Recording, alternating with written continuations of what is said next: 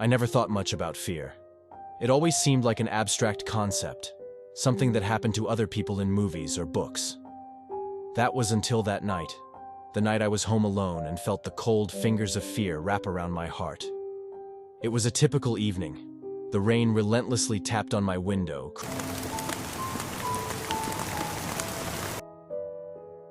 creating a haunting melody that echoed through the empty house. My wife was away on a business trip, and I found myself alone in our seemingly impenetrable fortress of brick and mortar. I never thought twice about being alone until that night. As I settled into the couch with a bowl of popcorn, the muted glow of the TV illuminated the room. The comfort of the familiar voices on the screen provided a temporary reprieve from the oppressive darkness outside. Little did I know that the real horror was about to unfold in the shadows beyond the safety of my living room. The first unsettling sign was a creak on the staircase, a sound that could easily be dismissed as the settling of an old house. Yet something about it felt different. The air thickened with an unspoken tension, and the room seemed to shrink around me. I dismissed it, blaming my overactive imagination for playing tricks on me. With each passing moment, however, the unease settled like a lead weight in my stomach. I tried to shake off the feeling, chalking it up to the storm outside. But then, a soft whisper reached my ears, a whisper that seemed to materialize from the very walls of the house. Alone. The voice was barely audible, a mere breath in the wind, but it sent shivers down my spine. I froze, my eyes scanning the room for any sign of intrusion.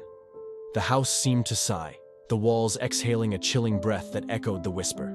The shadows danced in a macabre ballet, and a sense of vulnerability washed over me. The rational part of my mind desperately tried to assert control, labeling the phenomenon as mere coincidence.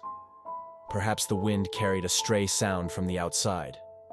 Maybe my senses were heightened due to the solitude. Yet, as much as I tried to reason, the feeling persisted, growing stronger with each passing moment.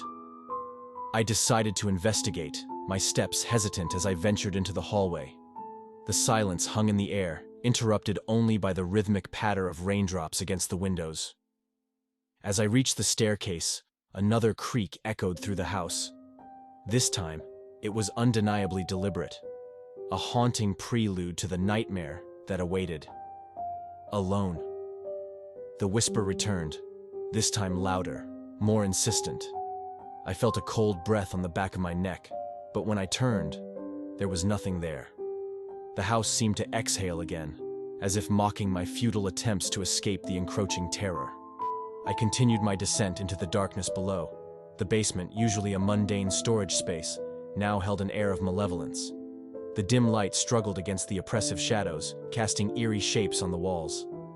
As I scanned the room, my eyes fixed on a figure standing in the corner, a silhouette so dark it seemed to absorb the feeble light around it. Alone. The voice echoed, emanating from the darkness itself. Panic seized my chest, and I stumbled backward, scrambling up the stairs. The figure in the basement remained motionless, a specter taunting me with its silent presence. I barricaded myself in the living room, desperately trying to make sense of the nightmare unfolding within the confines of my home.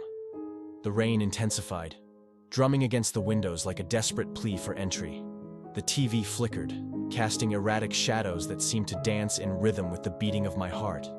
Hours passed, each one more agonizing than the last. The voice persisted, a constant reminder of my isolation. Alone. The walls seemed to close in, the very foundation of the house pulsating with an otherworldly energy. I could feel eyes upon me, unseen and malevolent.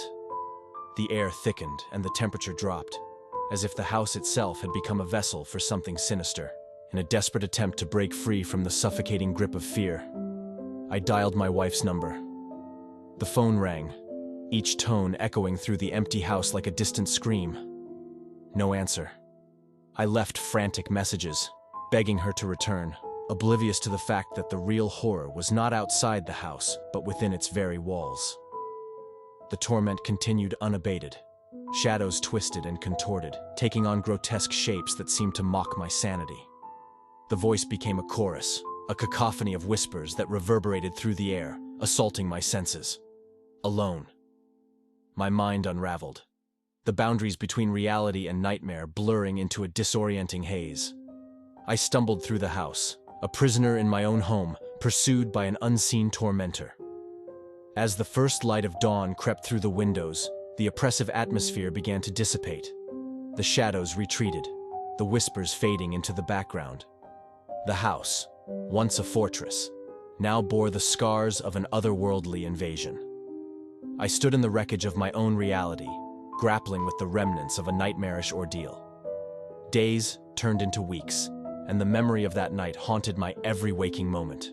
The house remained an uneasy sanctuary, its walls forever tainted by the presence that had violated my solitude. I never truly felt alone again. The specter of that night's torment lingered in the corners of my mind, a constant reminder of the fragility of security. The whispers, though silenced, echoed in the recesses of my consciousness, a chilling refrain that left me questioning the nature of reality itself.